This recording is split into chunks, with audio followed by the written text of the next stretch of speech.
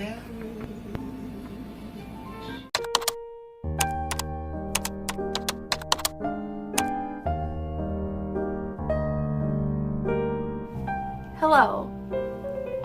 to the 6 to 10 people that watch my videos.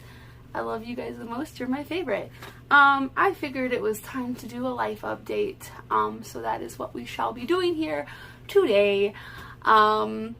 I hope you enjoyed the tea footage that you just witnessed. I've been trying to create nice moments for myself because the universe isn't creating any for me, so gotta do it myself. Okay, what's been happening? So the biggest update, I lost my phone.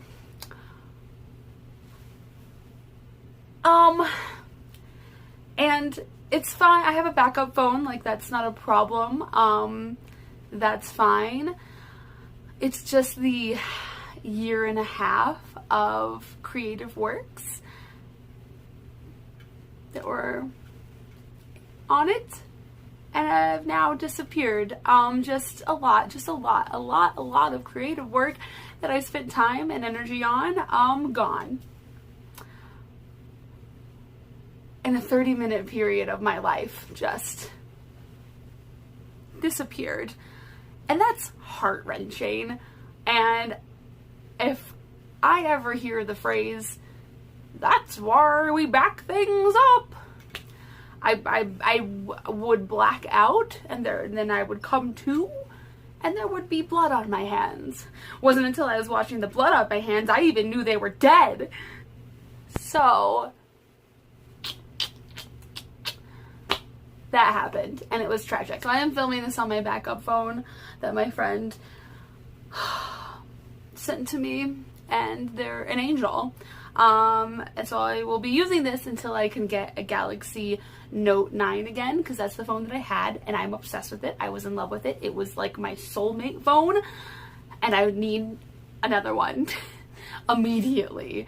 But this one is a godsend in the void that I was in. Okay, what else has been happening? Our car was broken, and instead of paying the $500 to get it fixed, we decided to be done with it. So we no longer have a vehicle.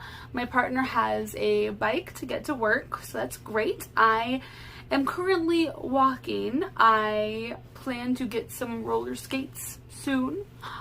So a lot of things have been going not so great. I've been kind of in this weird energy space where I've been feeling really dizzy and just like drained of energy. It's not that like I don't have any energy to begin with. I just feel like the energy is drained from me. So that's happening. I feel like dizzy a lot and just kind of like vertigo-y and like out of it and spacey and like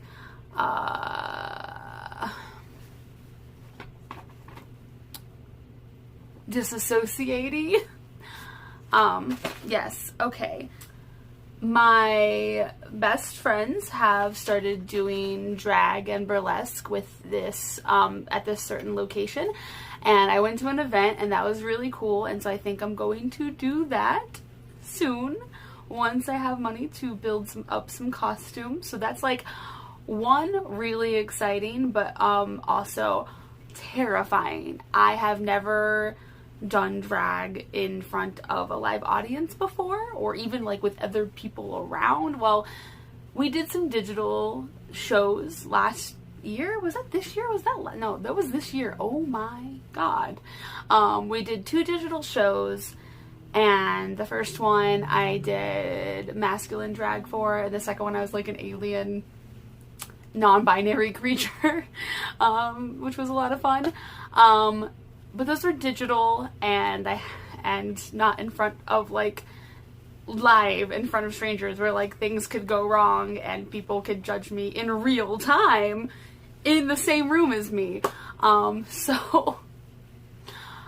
Terrifying, but like energy and atmosphere when I was there was like so wholesome and like supportive, and it like really seemed like the kind of place where people can like be expressive and people will be like, way to go, way to exist. And that seems really cool, and I'm really excited about it. Yeah, just need to like practice and be confident in what I'm doing. Okay, we'll see. Okay, I also wanted to talk about books that I have enjoyed recently. Because my last 3 books that I've read, I really enjoyed, and that like never happens to like get a 3 in a row like that. So I'm just gonna talk about them real fast right now. So the first one was The Bedlam Stacks by Natasha Pulley. I gave this 5 stars. I don't know who I heard talking about it or like how this came to be on my TBR. I picked it up randomly. I like to go into books pretty blind, and this is like a very slow paced book, which I kind of love. That's my like daily living, cozy vibes, like slow paced. I love it. And you'll have to excuse me. I've just like forgotten all of the characters' names, but it's about this guy who works for the East India Trading Company, and they're like, you need to go to this remote place that your dad grew up in Peru, and you need to like steal these trees because that's how they make some kind of medicine. So him and his friend set out there with a guide, and this guide is like super grumpy and like does not trust them because it's illegal to take these trees.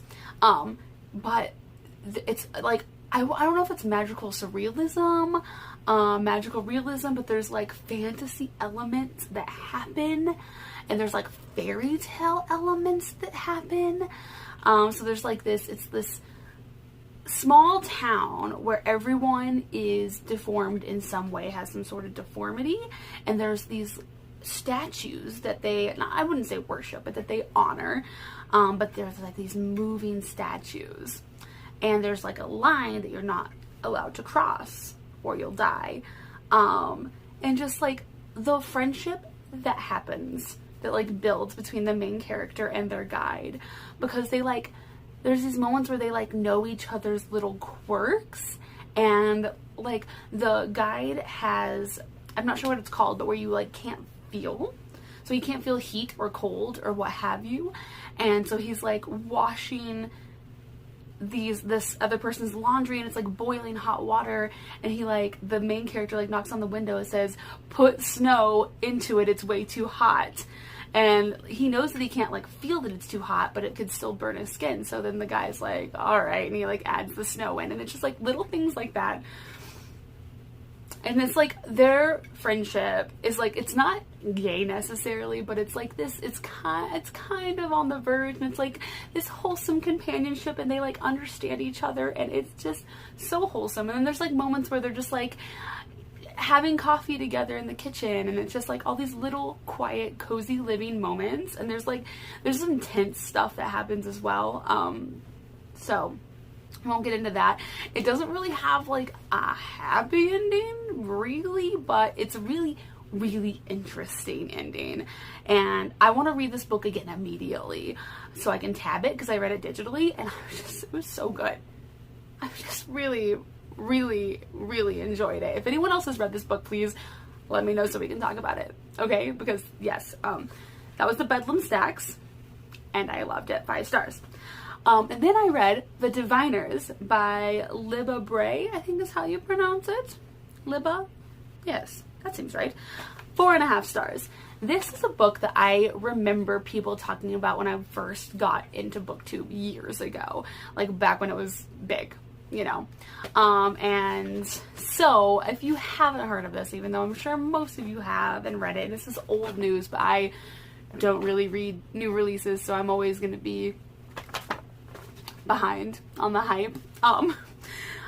So this is about a girl, this is like set in the 1920s in New York, and you follow like kind of a bunch of different characters, and they all have magical abilities of some kind. So like the main character, even though it follows a bunch of different characters, the main character, Evie, can get the memories of an item, like the memories of the person that the item belongs to, and then you have, so it's about her moving and living with her uncle who runs a museum of curiosities and the supernatural, and it's just, you meet all of these characters and all of these different storylines. And also, I just want to say that this author, the way that they write, like, you have like these really upbeat scenes of like glitz and glamour and speakeasies and dancing and fun and New York with all the lights up, and it's so hopeful. And then the way they write the horror scenes, because there are horror scenes in here, and it is fucking terrifying. Oh my god. It was so well done. Like the tone switches between scenes, so well done. I do think that Mabel got done dirty, and I do think that Evie is not a very good friend to Mabel. Just gonna say that. But I also do kind of like the slow burn of the romance, if you know what I'm talking about. And I think that there's gonna be like a choice, like a, what is it called? Oh my god, a love triangle. I think there's going to be a love triangle between 3 of the characters. I'm not super excited about it, but I think that's what's going to be happening in the second book. And I listened to this, or I read this book while listening to like 1920s, 1930s, like ambient rooms. And that was it. That was the vibe. That was the way to go. Highly recommend. I'll like link the ambient rooms I listened to in the description, because it was a good time. It was a good time. So it was very atmospheric, and the spooky parts are legit spooky. And the majority of the characters are extremely likable. Henry and Theta were definitely in my top tier. I also really like Sam, because I'm such a sucker for like the sarcastic, lovable street rat type of character. So I think there's 4 books in this series, I want to say, but it might be 5. Definitely going to be continuing on. It's long. It was a long read, but it was super atmospheric, and I was like super into it. This is another book that has a lot of like daily living, and it's kind of a slow build, or it's like I feel like the action was like, it's not that it's a slow build to the action, it's just interspersed, and then you have lots of downtime in between, and I don't know, I liked that as well, I guess. Could have been gayer. We have 1 gay character. Could have been way gayer. Oh my god, who am I forgetting? The person that Theta ends up dating. What? It starts with an M. I feel awful. I'm just gonna put it somewhere. Editing me. That person's name. I loved them. You wouldn't think, because I forgot their name, but anyways, we move on. Okay. Then I finished it today, Snapdragon by Cat Lay. Yes, Cat Lay. 5 stars. Cried multiple times, laughed out loud multiple times. Like this scene where Jax has the flowers, and then the lady is like, oh, I'm allergic, and then she just chucks them. So wholesome. So Snapdragon is about this girl, Snapdragon, who meets and befriends this really cool old lady who collects bones and then sells them on the internet, and turns out that to be a witch. And her best friend, who like lives in the same neighborhood as her, is a trans female who is just coming into it, and it's just like, and then the relationship between Snapdragon and her mom was just so good. And it was just, it also had like the cozy vibes that I crave so much. And just like, because there's a scene where like Lulu, her friend, is over for dinner, and it's just the three of them, Snapdragon and her mom and her friend, and like all eating and laughing together. And just like, I just love wholesome scenes like that. And there's just, oh, the scene where what am I saying? The scene where Snapdragon is like in serious trouble and Jax sees it with her magical eye and is like trying to get there. I cried. It just like, oh my god, it got me so good. Highly recommend. It's a graphic novel. I don't know if I said that. It's just like a super short graphic novel, and it is so good. I would love more of these characters, please. Please, can I have some more of these characters? So those are the 3 books that I have read the most recently that I really enjoyed. I'm gonna have to collect myself. So I just recently was visiting my friend in Portland, helping him move out here to where I live. And of course I went to Powell's, and there beholdeth a signed copy of the Anthropocene Reviewed by John Green, which I bought immediately. So I love the Green brothers, and I'm not a big fan of John Green's fiction, his YA fiction, not for me. Hank Green's fiction, however, yes, absolutely yes. But John Green does these, like, when he does these video essays, especially like his voice is just, in the way he weaves together all of these stories and then all of these like lessons from poetry and writing, and like it just, the way he wraps it together is phenomenal. And it like really, it gets you. Are you stabbing me? No. Thank you. I appreciate that. It just is such a like punch to the heart. So I have never listened to the Anthropocene Reviewed, but there's this one video that is an episode of the Anthropocene Reviewed, but it's just the audio, and like the video is like a live painting, like a digital painting, and it's about sycamore trees. I will link that below. That one is a comfort video to me. Whenever I was on this trip and it was like 3 in the morning and I could not sleep, I watched this video and just cried. I cry every single time. It is such a good, I want a tattoo that says, I give sycamore trees 4 out of 5 stars. God, it's so good. So I knew that this book was going to be something very visceral, and I knew I was going to need to tab it. So I have started it, and I'm a few in. I've already teared up a few times, and I meant to actually read some to you, but I've talked enough. I will read, maybe I'll do another vlog where it's just B-roll and then just me quoting bits of the Anthropocene Reviewed. I feel like that would be cool. Okay, that is what's going on with me. I saw Hall & Oates. Me and my partner saw Hall & Oates.